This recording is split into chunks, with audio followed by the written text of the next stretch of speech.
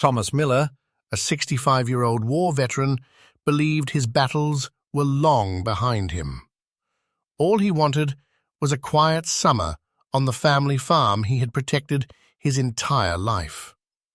But one morning, two unfamiliar SUVs rolled onto his land.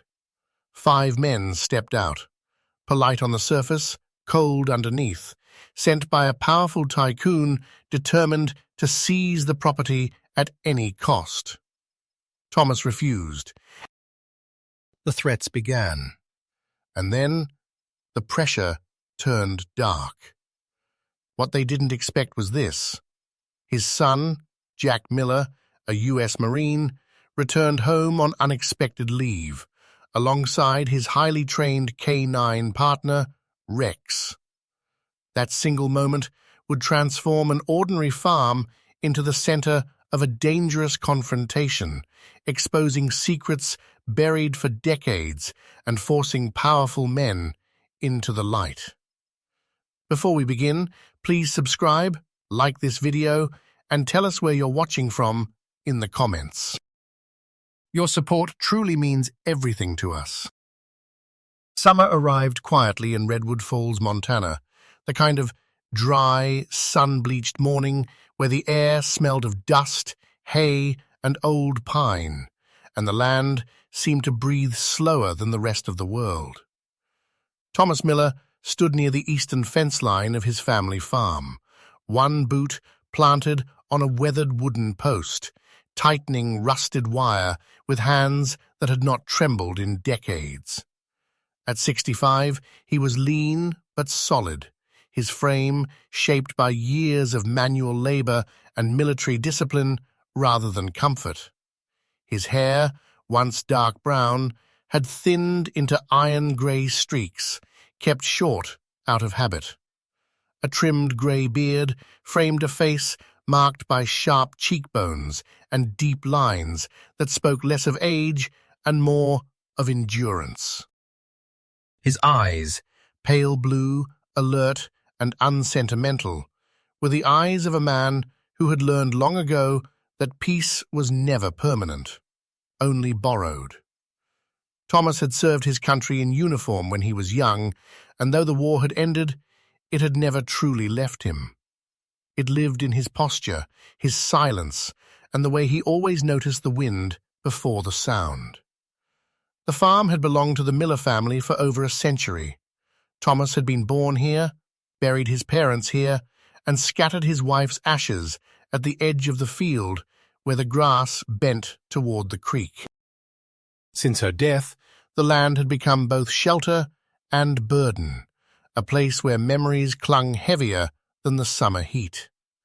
He lived alone now, not because he disliked people, but because solitude asked fewer questions.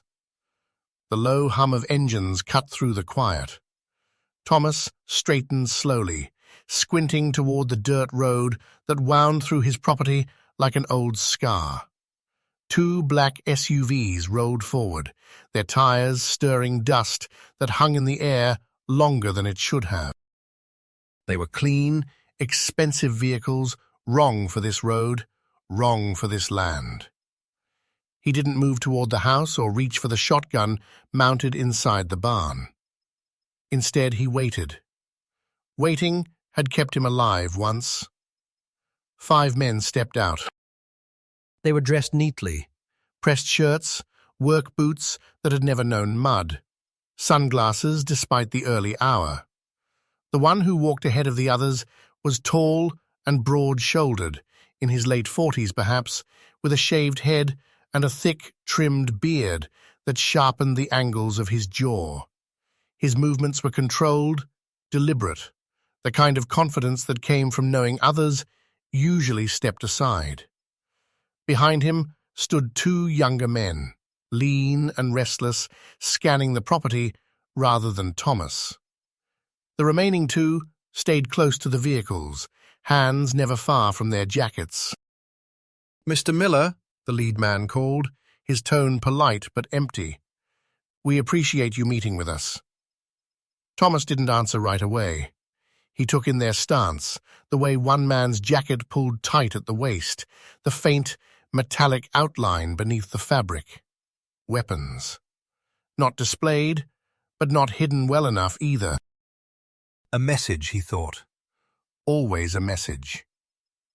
"You're on private land," Thomas said at last, his voice calm, steady, without a hint of challenge.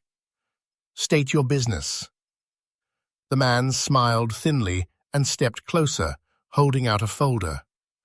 "We represent an investment group expanding operations in this region." "Your property falls "Within an acquisition zone. We're prepared to make you a generous offer. Today." Thomas didn't take the folder. He didn't need to. He had heard versions of this speech before, though never delivered with such quiet threat. "This land isn't for sale," he replied. It never has been." The smile faded.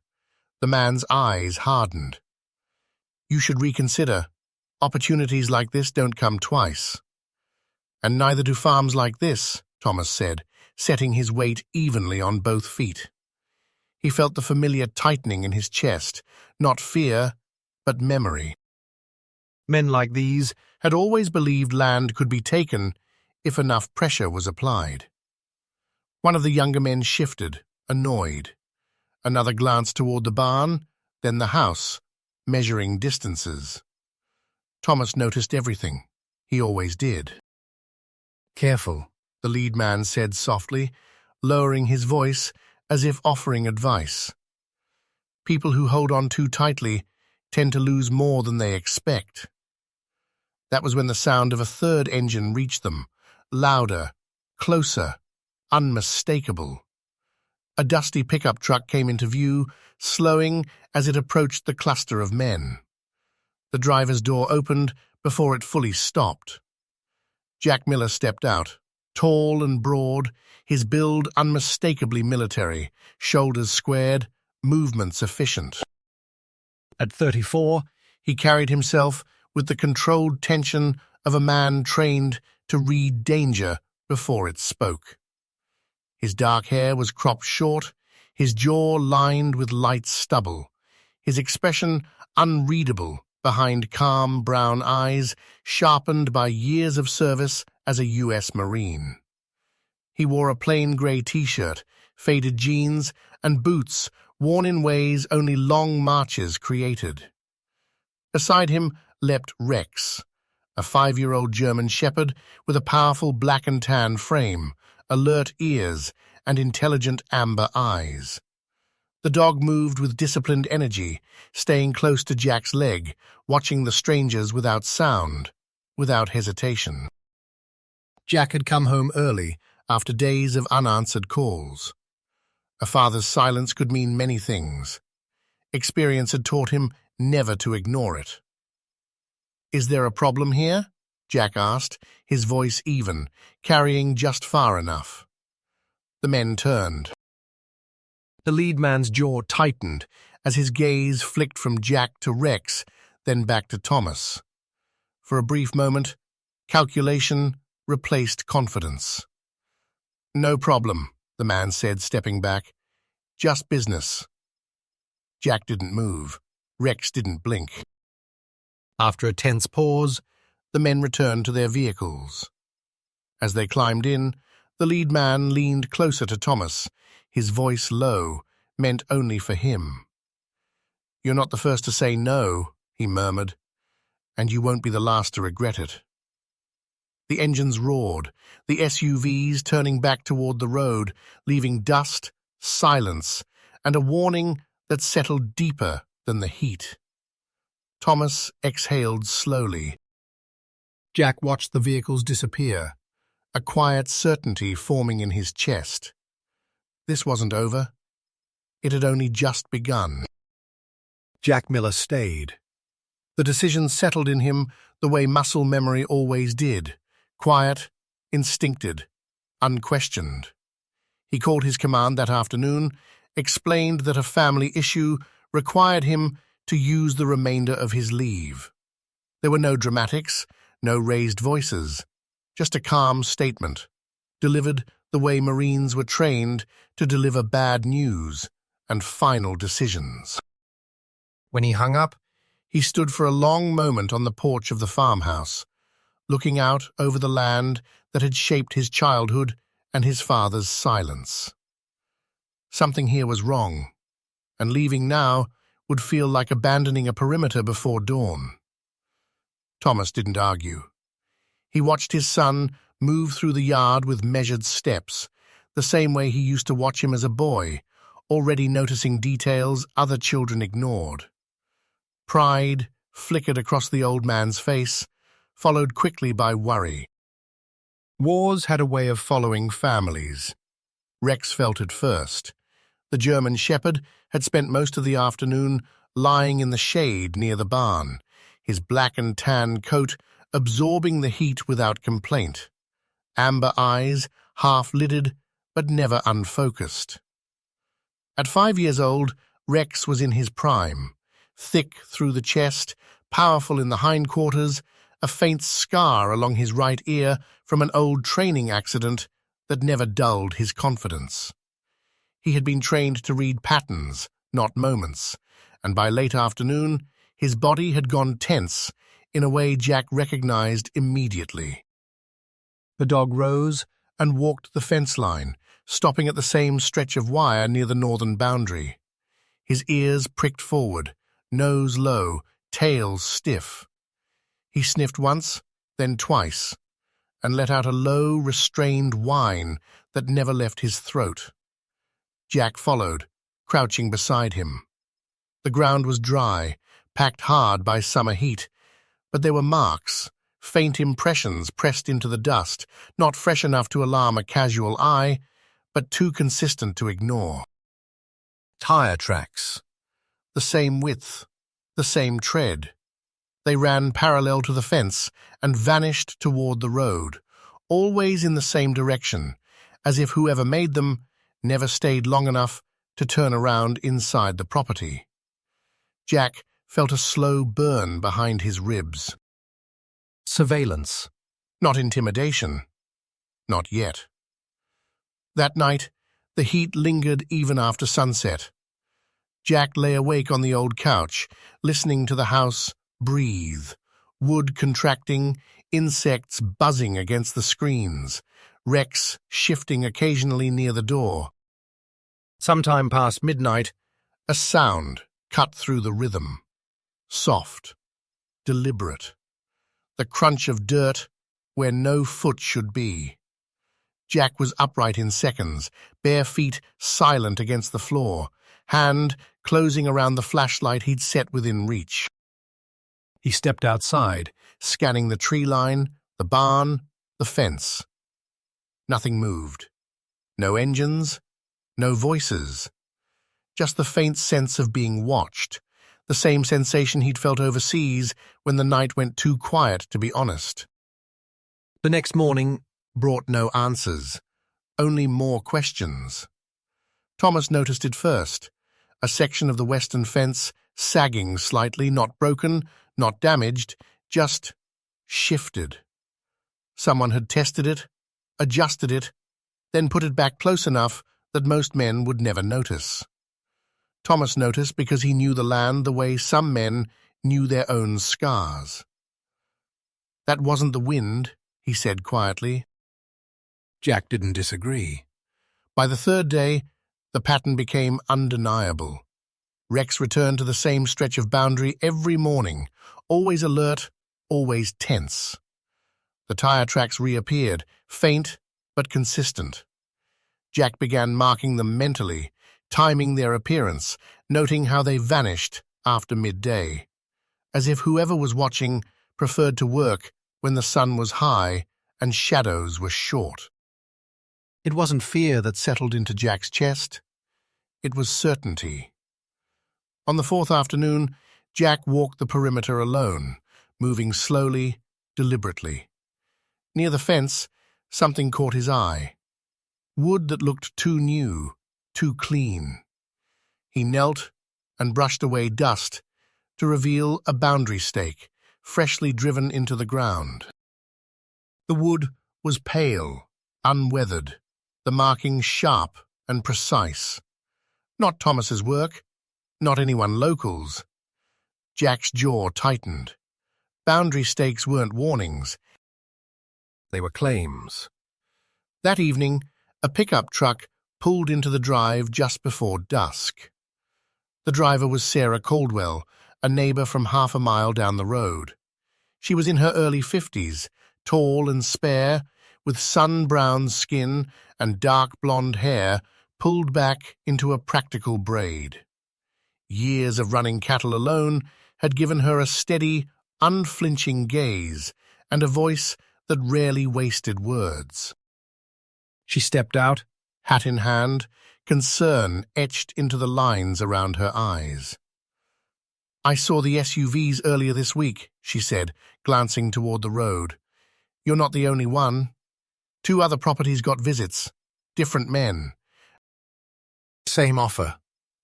She paused, then added, "One of them sold. Packed up overnight.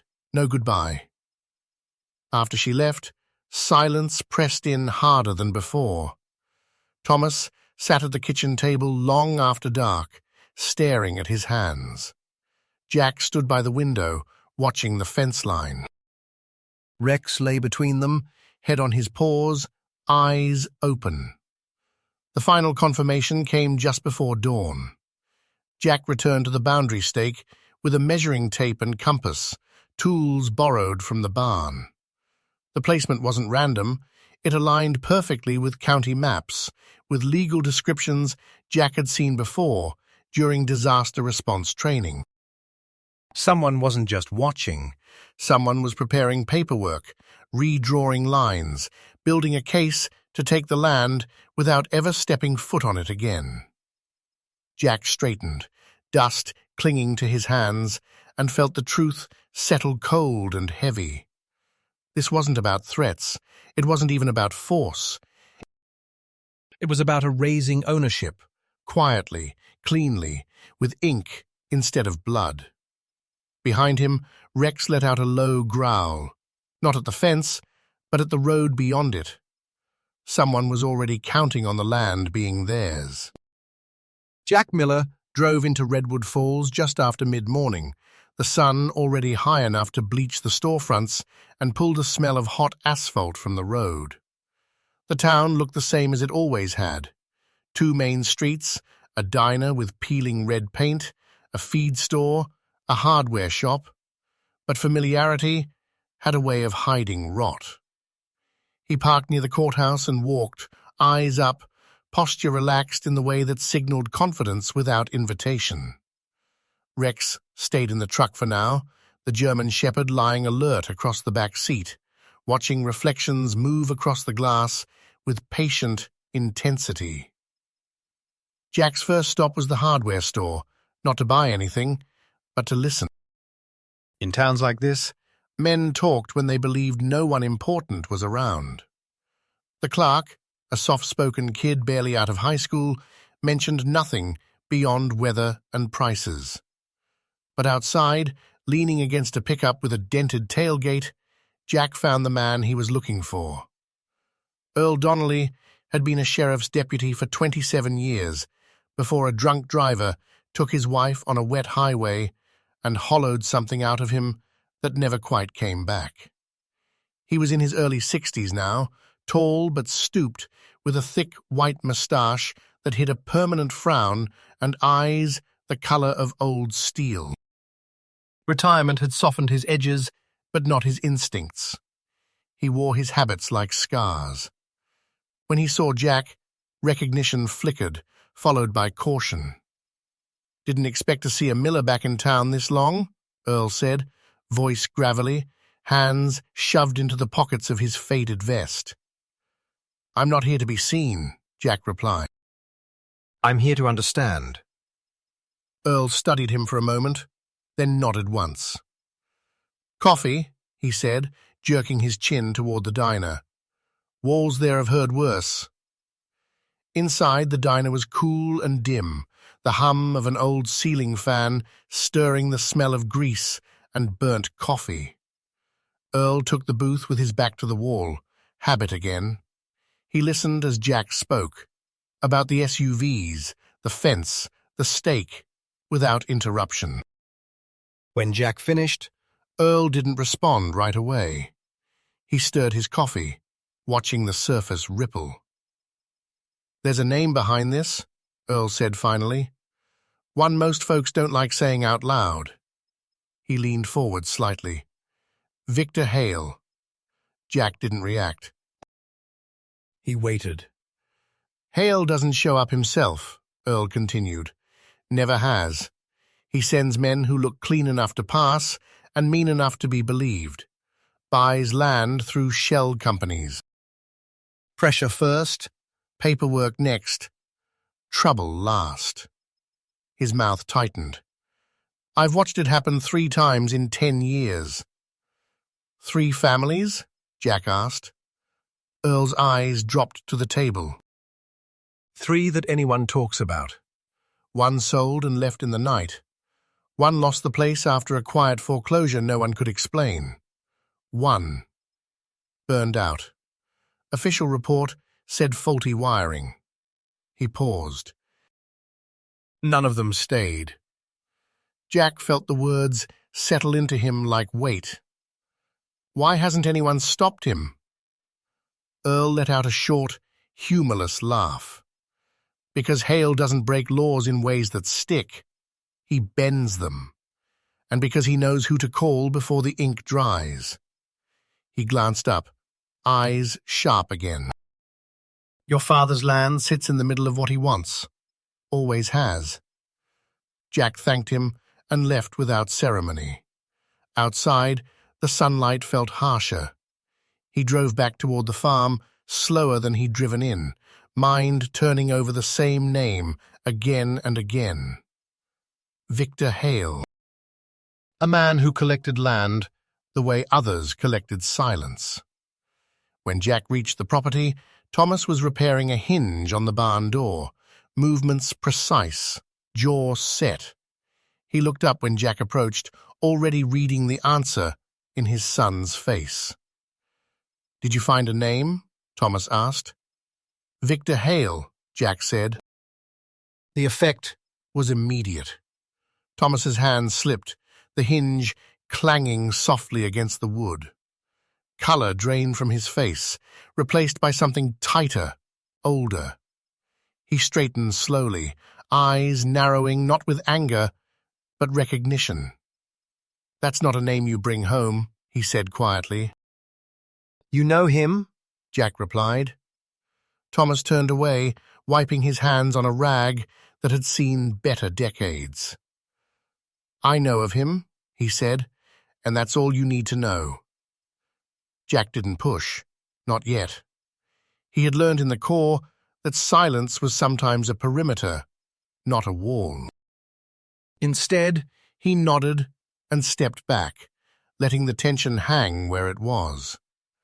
Rex found the next piece before sunset. The dog had returned to the northern boundary, nose working the earth with renewed focus.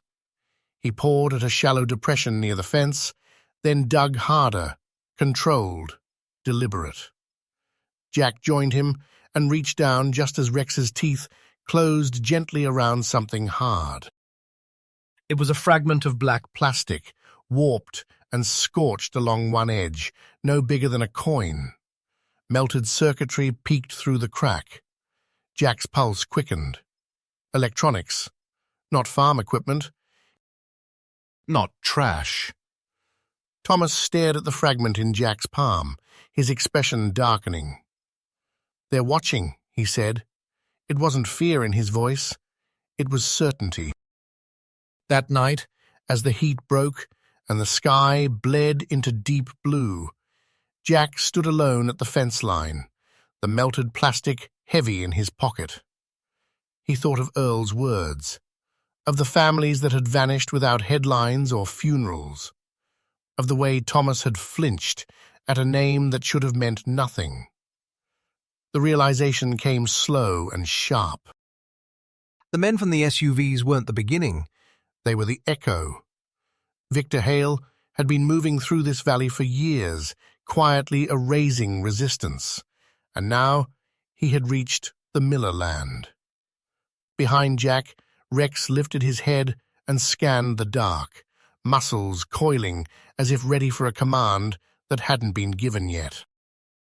Jack rested a hand on the fence post, feeling the grain of old wood under his palm. This wasn't the first visit. It was just the first time someone had stayed to watch back. The pressure arrived quietly, the way heat did before a storm, settling into the bones of the land long before anything burned. Morning broke with a strange stillness, and Thomas Miller knew something was wrong before he reached the lower pasture.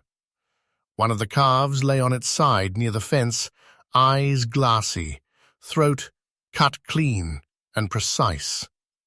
It wasn't a predator's work. There was no frenzy, no mess.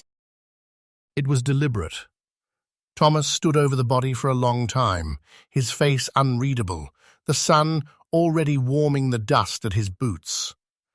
At 65, he had seen death often enough not to flinch, but this kind carried a message. Someone wanted him to understand they could reach into his life without touching him. Jack arrived moments later, his jaw tightening as he took in the scene, the Marine in him cataloguing details automatically. The angle of the cut, the lack of tracks, the way the fence hadn't been disturbed. Rex circled once, nose low, ears stiff, then stopped and looked up at Jack, waiting. There was no confusion in the dog's posture, only focus. By noon, the water went out. The old pump house near the creek rattled and died, leaving the farmhouse faucets coughing air. Jack found the valve tampered with, not destroyed, turned just enough to stop flow, easy enough to restore if you knew where to look. Again, restraint. Again, control.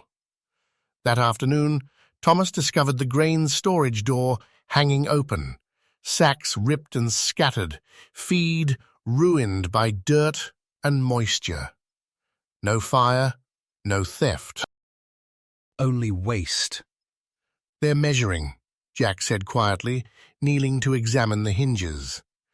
"Seeing how far they can push without forcing a call we don't want to make." Thomas nodded once. He didn't ask who "we" were anymore. The nights grew harder. Thomas slept in fragments, drifting off only to wake with the taste of smoke in his mouth and the echo of shouted commands that belonged to another country and another lifetime. The war he had sealed away pressed back through the cracks. He found himself standing at windows he hadn't checked in years, listening to the wind the way he once listened for incoming fire. Jack noticed the change in his father's posture, the way his shoulders stayed tight, even at the kitchen table. He didn't comment. He brewed coffee, fixed the pump, cleaned the grain, repaired the fence. Action was a language Thomas understood. On the third evening, Sarah Caldwell returned, pulling her truck up short of the barn. She climbed out slowly, hat pushed back, worry creasing the lines around her eyes. In the daylight, she looked as she always had, tall and spare, sun-browned skin, dark blonde hair braided tight. But her voice carried a new edge. "They cut my water last night," she said. "Didn't touch the house, just enough to make a point." She glanced toward the pasture, then back at Jack.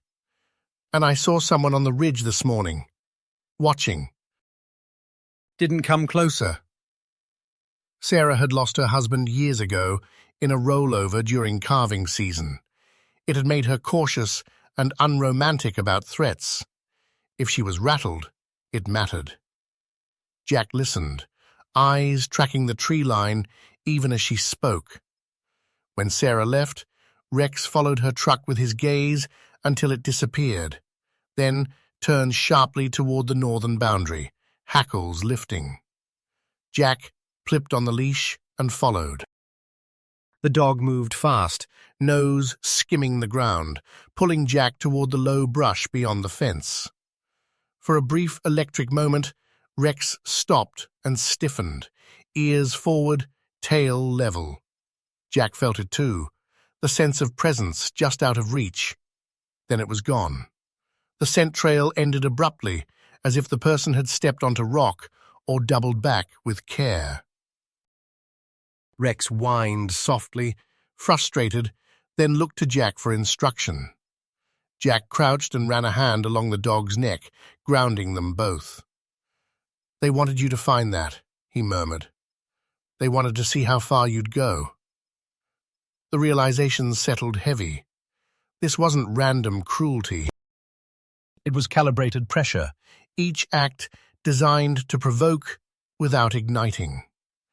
Jack paced the yard that night, thinking through responses and consequences. Call the sheriff and invite paperwork before proof? Escalate and give Victor Hale exactly the chaos he preferred. Thomas watched from the porch, his face drawn, eyes reflecting a fire that hadn't been lit. "This is how it starts," he said finally, voice low. "They don't break you. They make you doubt yourself first." The final message arrived just before dawn.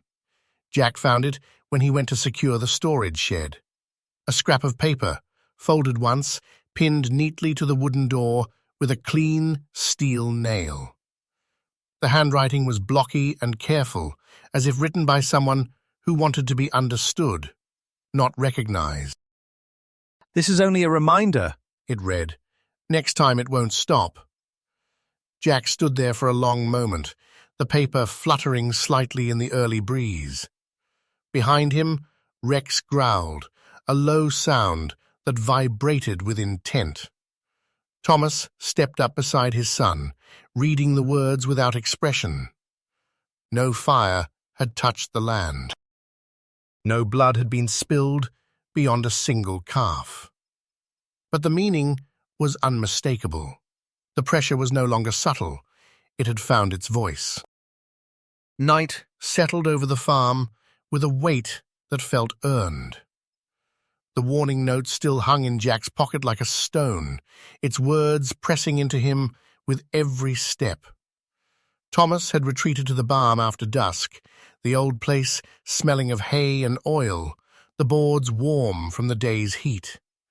Jack found him there, sitting on an upturned crate, elbows on his knees, staring at the dirt as if it might answer questions he'd carried for decades. The lamp above them cast a narrow circle of light, carving deep shadows into Thomas's face and emphasizing the angles of a man who had learned to survive by narrowing himself to what mattered. "I won't run," Thomas said without looking up. His voice was steady, but Jack could hear the effort beneath it. "And I won't sign." Jack leaned against a post, arms crossed, listening.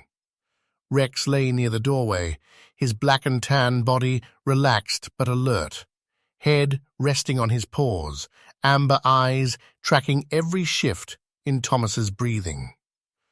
The dog sensed the change before words did. Thomas drew a breath that seemed to come from far away. "There's something under this land," he began, and for the first time since Jack had returned, the old man sounded older than his years. Not ore, not water, a facility, buried deep, built when the world was deciding how afraid it should be. He paused, rubbing his thumb along a scar on his knuckle, a habit from another life. "I was assigned here as part of a security detail, long-term, quiet, no maps, no names. We protected it, maintained it, and when it was decommissioned, we sealed it and walked away. Or we were supposed to." Jack didn't interrupt. He let the silence work. "They made us swear," Thomas continued. "Not to our country, to each other. No records, no stories. If anyone asked, it was farmland and nothing more." His eyes lifted then, pale blue catching the light. "I kept that promise. Even after your mother died. Even after you left for the Marines. I told myself the past was buried with the concrete. Jack felt the words land with a cold clarity. A strategic facility beneath the farm explained too much and too little. Victor Hale, He said quietly. Thomas flinched, just once. He wasn't always Victor Hale, he said. He was a boy when his father died. The man was part of a subcontracting team that tried to access the site after shutdown. he didn't have clearance. He forced a door he shouldn't have. An alarm tripped. Protocols followed. Thomas swallowed. No shots fired, No malice. but the blast doors closed faster than we could reach him. He died inside. The barn was very quiet. Rex's ears pricked, sensing the shift in Jack's posture. I wrote the report, Thomas went on. By the book. It said accident. That word can be a coffin. He looked at Jack, and for the first time, his voice cracked. If Victor is the boy I remember, he grew up with a hole in his life that paperwork couldn't fill. Jack nodded slowly. Revenge rarely arrived loud. It waited, learned, bought patience. The land isn't just valuable, He said, it's leverage. Yes, Thomas said, and a key. The revelation didn't end there. Jack rose and crossed to the workbench, spreading out the documents he'd gathered since town. Property maps, county filings, copies printed late at night when questions were easier to ask. He pointed to a recent amendment, a revision filed quietly under a shell company's name. These records were changed, he said. Last month, federal overlays removed, environmental flags lifted without inspection. Thomas's jaw tightened. That shouldn't be possible. It shouldn't, Jack agreed. Unless someone inside the system made it so. They worked in silence then, piecing together a picture from absences and timing. Jack's training filled the gaps. How systems failed when nudged by the right hands. How truth vanished without a sound when the eraser was authorized. The pressure tactics made sense now. Hale wasn't trying to scare them into selling. He was trying to make the land look unclaimed, unprotected, ordinary. A knock sounded at the barn door. Jack's hand moved reflexively. Rex rose in one smooth motion, a low warning in his chest. Sarah Caldwell stood outside, hat in her hands, her tall, spare frame outlined against the night. Up close, the lines in her sun-browned face looked deeper, worry sharpening her normally steady gaze. "Sorry," she said softly. I won't stay. "I just wanted you to know. County records are being updated. A friend at the clerk's office mentioned files disappearing." Quietly. Jack thanked her. When she left, the last piece slid into place with a soundless click. They returned to the farmhouse and sat at the kitchen table until the lamp burned low. Thomas spoke more then, about the men he'd served with, about the weight of promises that didn't age, about the way duty could outlive usefulness. Jack listened, absorbing the truth without judgment. When dawn threatened the edges of the windows, Jack stood and gathered the papers. "I'll handle this," he said, not as a promise. As a plan.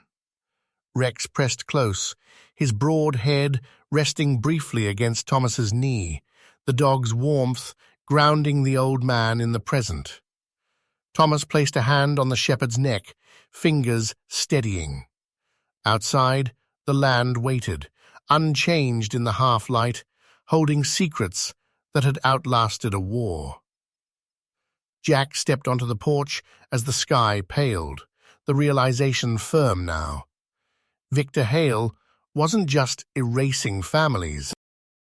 He was rewriting history, with help from inside the lines meant to protect it.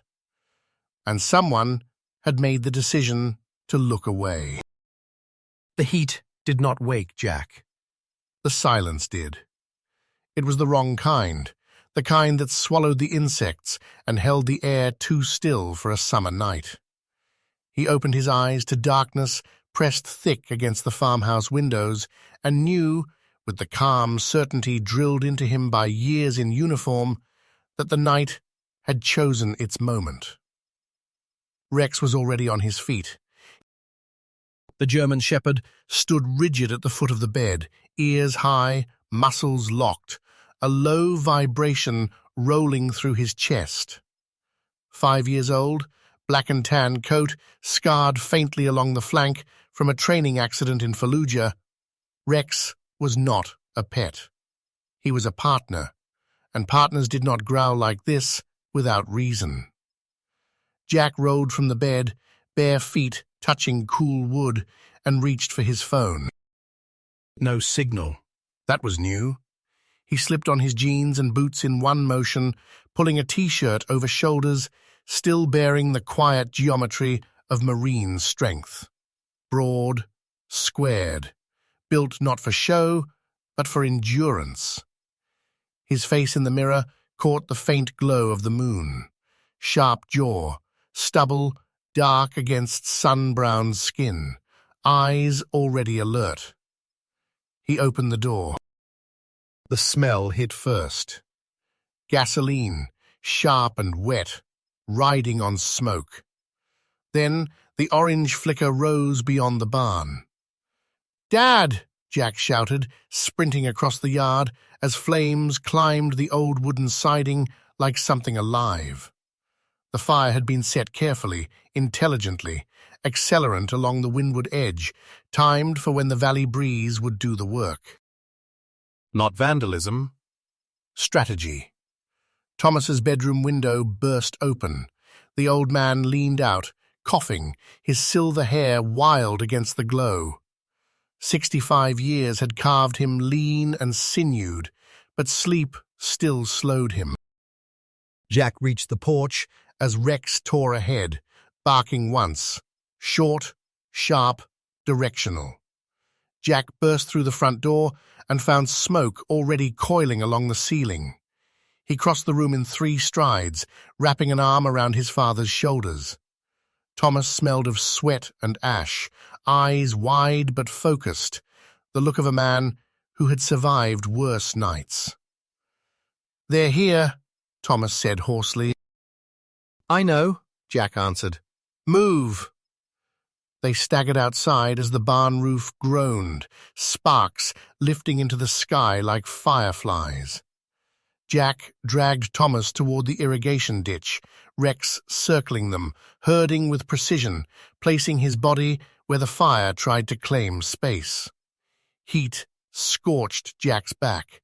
Somewhere, glass shattered. Wood screamed, and then Rex stopped. The dog snapped his head toward the tree line and bolted, nose low, tail rigid. Jack turned just in time to see a figure running. Male, mid-30s, heavy build, dark jacket, boots pounding hard and careless against dry ground. Jack handed Thomas off to the ground, forced him down into the ditch. "Stay," Jack ordered, then ran. Rex closed the distance fast. The man glanced back once, panic breaking his stride, and that hesitation cost him everything. Rex launched, a blur of muscle and training, taking the man down with controlled force. No tearing, no rage, just absolute dominance. The man hit the dirt hard, screaming as Rex pinned him, teeth locked inches from his throat. Jack arrived seconds later, breath steady, adrenaline cold and clean. He cuffed the man, a reek of gasoline and fear rolling off him. Up close, the arsonist looked worn. Thick neck, shaved head, beard uneven, like it had been cut with a knife instead of clippers. His eyes darted constantly, calculating exits even while immobilized. "Who sent you?" Jack asked. The man laughed, brittle and cracked. "You're too late." Sirens wailed in the distance. Someone had finally noticed the glow, but Jack stayed kneeling, voice low. "Talk." The man's shoulders slumped as Rex growled, a quiet promise pressed into the air. "It's not about the land," he said. "Never was. The land is a lid. Victor Hale opens doors." That's all he does. Jack's stomach tightened. "They're going to dig," the man continued, words spilling now. "Off-books extraction, old shafts, old tunnels. Money goes overseas, comes back clean. Permits vanish. Inspectors look away." He swallowed. "Federal names are already on the list. Not all of them, but enough." The barn collapsed behind them with a roar, heat washing over the yard. Jack didn't look back. "What's underneath?" Jack pressed. The man's eyes flicked toward the ground as if it might hear him. "Something sealed, something they don't want remembered. Hale thinks opening it gives him leverage, thinks it forces the government to return." Jack rose slowly. The fire crews arrived then, red lights painting the smoke, voices shouting orders. Jack stepped away, Rex staying seated beside the captured man, posture perfect despite the chaos. Thomas approached, face grey with soot, eyes locked on the barn's remains. "They came with fire," Thomas said quietly. Jack met his gaze, and left with truth. As the arsonist was taken away, he twisted back once, voice hoarse. "Victor Hale isn't the end," he said. "He's the invitation. When what's under this land comes back into the light, the government won't have a choice." The flames died slowly, beaten down by water and dawn's first thin line on the horizon. Jack stood between his father and the ruin, Rex at his side, knowing the war had finally shed its disguise. This night had been the match. Morning returned to the valley quietly, as if the land itself were careful not to disturb what had been won. Summer light spilled across the hills in long, forgiving lines, softening the blackened bones of the barn and warming the farmhouse walls that still smelled faintly of smoke and pine. For the first time in weeks, the air carried more birdsong than tension. The investigation arrived before noon. Black SUVs rolled up the county road, dust rising behind them, their presence heavier than the men who stepped out. Federal agents moved with a discipline that felt different from local authority, measured, contained, unavoidable. At their center was Special Agent Daniel Cross, a man in his early 40s with a lean build and close-cropped dark hair already threaded with grey. His face was narrow, eyes sharp, but not unkind, the look of someone who had learned long ago that justice required patience more than force. Years earlier, a corruption case he'd worked had cost him a close colleague, and since then he trusted evidence more than promises. Jack stood with Thomas on the porch as Agent Cross approached. Rex seated at Jack's left boot, posture straight, gaze unwavering. The German shepherd's coat had been brushed clean, the soot gone, but his eyes still tracked every movement with the quiet vigilance of a soldier who understood that peace was something earned, not assumed. "We have enough to move," Cross said after introductions, his voice calm. "The arson confession, financial trails, altered land records, and federal interference. Victor Hale was detained at dawn in Denver. His attorneys were loud." It didn't help. Thomas let out a breath he hadn't realized he was holding. At 65, his frame looked lighter now, as if the nights of waiting had finally released their grip.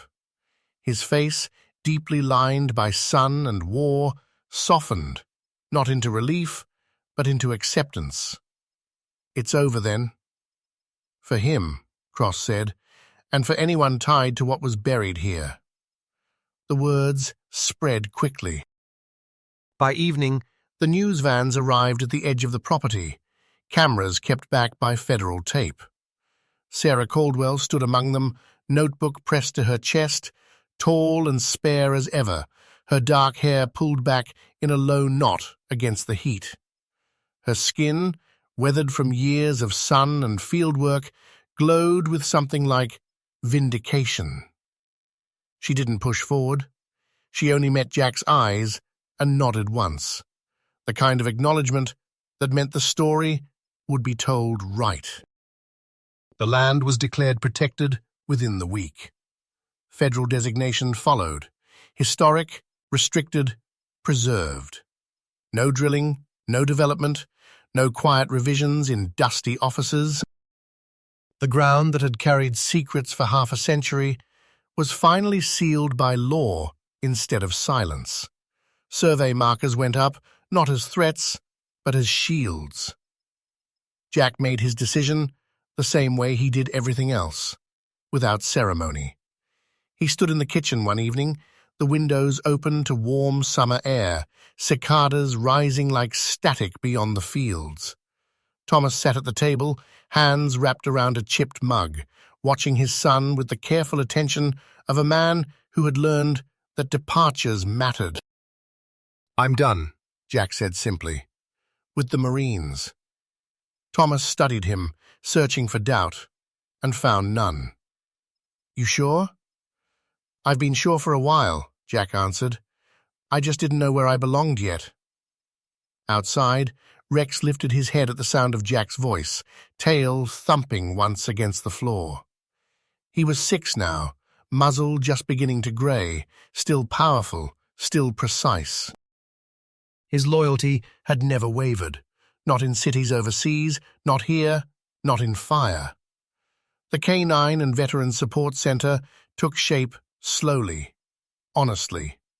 No grand opening, just fencing, training fields, and a refurbished barn built on the old foundation. Jack worked with his hands, shoulders broad under the sun, beard growing in thicker now, his expression lighter without the weight of constant readiness. Veterans came from neighboring counties at first, then farther. Some brought dogs, some brought only silence. Jack welcomed both. Thomas watched from the porch most days. He sat in a wooden chair, worn smooth by decades of use, flannel shirt open at the collar, the summer breeze moving through his silver hair. The nightmares came less often now. When they did, he woke to birds instead of threats, to land that was still his, to a son who had chosen to stay. One afternoon, as the sun dipped low and painted the fields gold, Thomas rested his hand on Rex's broad back as the dog lay at his feet. The shepherd's eyes were half closed, ears twitching at distant sounds, still guarding, always guarding. Thomas smiled faintly. "They tried to buy you," he murmured to the land, voice barely louder than the wind. "But you don't belong to anyone who asks with money." Jack joined him on the porch, standing for a moment before sitting beside his father. Neither spoke. They didn't need to.